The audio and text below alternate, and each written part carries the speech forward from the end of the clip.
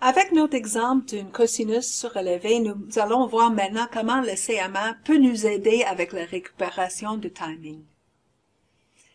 Donc, prenons ici le diagramme de l'œil avec temps continu pour notre signal de sinus surélevé. Si je veux faire un échantillonnage à le meilleur moment, je vais choisir ici, à la plus grande ouverture de l'œil, à faire notre échantillonnage. Et cet échantillonnage, ça va être à un seul échantillon par symbole.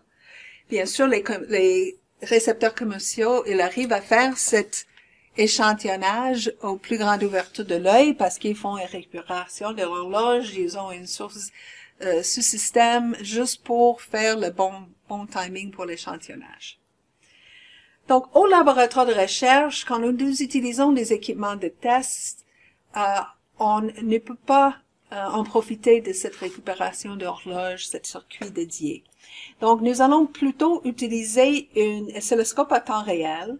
Et bien sûr, le taux d'échantillonnage d'un oscilloscope est limité. Il y a une certaine limite et tout le monde veut envoyer l'information le plus vite. Donc, finalement, qu'est-ce que nous pouvons atteindre avec notre oscilloscope à temps réel va être quelques échantillons par symbole, au mieux. Donc, ça ne va pas être 20 échantillons par symbole. Ça arrive pas très souvent. Donc, c'est plutôt 2 échantillons par symbole, c'est assez commun. Donc, si je sais, par exemple, j'avais une limite de temps d'échantillonnage de mon oscilloscope et j'envoie l'information plus vite pour que, au bout de ligne, je peux faire qu'un seul échantillon par symbole, mais je peux être très peu chanceux. Parce que c'est possible que je fais l'échantillonnage pas à la plus grande ouverture de l'œil, mais à le pire moment, où il y a des transitions au lieu d'avoir au milieu d'un symbole. Donc, il est vraiment pas souhaitable d'utiliser un seul échantillon par symbole en utilisant un oscilloscope à temps réel. Donc, au minimum, j'ai besoin de 2 échantillons par symbole pour être certain que peu importe le timing de l'oscilloscope, que je vais être quand même capable de récupérer le signal même aussi bien que si j'avais ce circuit dédié. Donc, c'est certain que si j'ai plus que 2 échantillons par symbole, je vais avoir une meilleure ajustement de timing. Mais meilleure performance, mais aussi une plus grande complexité. C'est l'autre raison qu'on voit souvent le choix de 2 échantillons par symbole. Donc maintenant, nous retournons à notre exemple. Et maintenant, c'est un diagramme de l'œil qui est pas à temps continu, mais j'affiche plutôt quand je fais un échantillonnage de 2 échantillons par symbole. Et je mets ici en couleur où est-ce qu'ils sont le temps d'échantillonnage et je vois qu'il y a un point ici connecté avec ce point-là. Un autre point ici va descendre plus tôt. Donc on voit les transitions et que les transitions pour cet diagramme de l'œil, il y a que 2 par symbole parce que je fais 2 échantillons par symbole. Donc, où est-ce que je trouve ces 2 échantillons? C'est un peu aléatoire. Donc, le signal est envoyé, le oscilloscope, il fait les échantillons. Ça se peut que c'est décalé à gauche. Ça peut arriver qu'une des échantillons tombe directement au temps de transition, le pire moment. Mais à ce moment-là, le deuxième va être au meilleur moment. Donc, ça peut être ça, ou ça peut être autre chose, ça peut être plus ou moins égal. Donc, je ne sais pas, mais avec 2 échantillons par symbole, je peux m'assurer d'avoir, au moins dans un de ces échantillons, ou en combinant les 2 échantillons, d'avoir une bonne puissance de mon signal. Si j'avais plutôt cette idée de prendre un seul échantillon, mais ça se peut que ça tombe à ce moment-là. Et même si je suis pas à la plus grande ouverture de l'œil, je suis pas loin et j'ai une ouverture de l'œil quand même. Donc, je vais avoir une réception qui n'est pas si pire. Mais si je tombe par hasard à l'autre moment d'échantillonnage, oh boy, j'ai beaucoup de problèmes ici, j'aurai beaucoup d'erreurs. Donc, je veux juste illustrer pourquoi il est important d'avoir au moins 2 échantillons par symbole.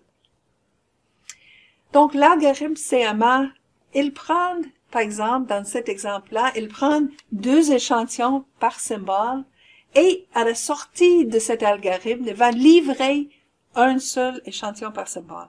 Donc, par ici, il va accepter les 2 échantillons ici et il va livrer une signal avec un seul échantillon par symbole, mais elle va être propre. Donc, ici, par exemple, sera l'ouverture de l'œil à la sortie de CMA. Et si je remarque ici l'ouverture de l'œil, finalement, c'est très similaire à l'ouverture de l'œil si j'avais un circuit, un signal analogique avec un circuit pour chercher l'échantillon au moment de la plus grande ouverture de l'œil, c'est très similaire.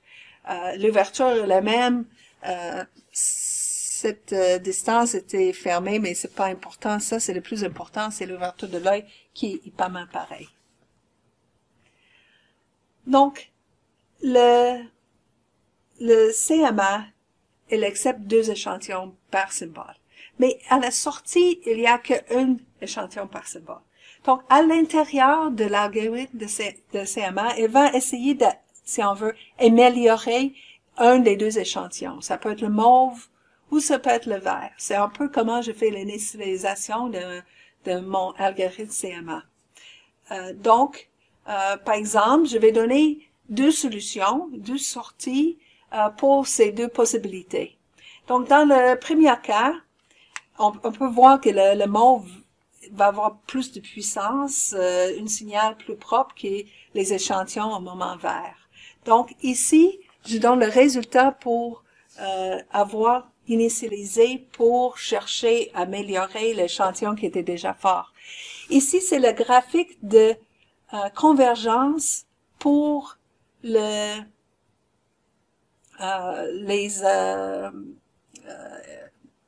poids pour le filtre CMA. Donc, par exemple, ici, je parle de les échantillons mauves sont pour les échantillons impairs. Si je fais l'échantillonnage plutôt sur les échantillons pairs, ça va être le vert. Donc, ici, on voit que si j'ai bien commencé, la convergence va être hyper rapide. J'ai beaucoup de signaux, c'est très facile à faciliter l'algorithme et ça converge directement dans les poids optimales.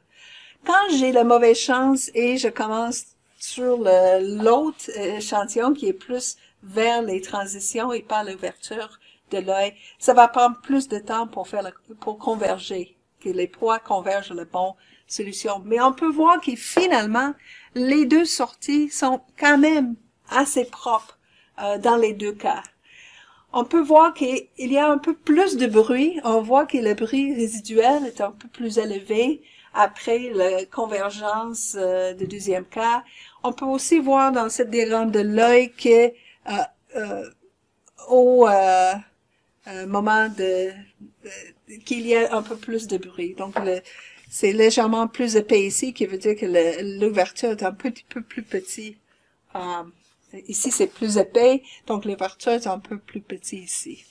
Mais les 2, quand même, donnent un bon résultat à la sortie. Donc, ça marche très bien pour nous fournir un signal à un échantillon par symbole, mais équivalent à d'avoir échantillonné au maximum de l'ouverture de l'œil.